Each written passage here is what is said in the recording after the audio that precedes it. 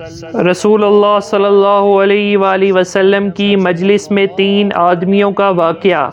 صحیح بخاری حدیث نمبر 67۔ ایک مرتبہ رسول خدا صلی اللہ علیہ وآلہ وسلم مسجد میں تشریف فرما تھے اور لوگ آپ صلی اللہ علیہ وآلہ وسلم کے ارد گرد بیٹھے ہوئے تھے کہ 3 آدمی وہاں آئے۔ ان میں سے 2 رسول اللہ صلی اللہ علیہ وآلہ وسلم کے سامنے پہنچ گئے اور ایک واپس چلا گیا۔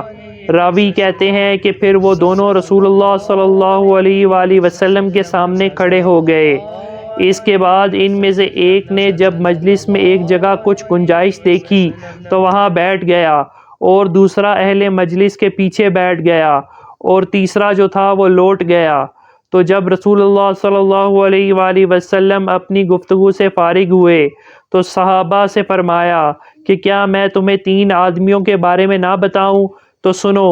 ان میں سے ایک نے اللہ سے پناہ چاہی، اللہ نے اسے اپنی پناہ دی، اور دوسرے کو شرم آئی تو اللہ بھی اس سے شرمایا کہ اسے بھی بخش دیا، اور تیسرے شخص نے منہ موڑا تو اللہ نے بھی اس سے منہ موڑ لیا۔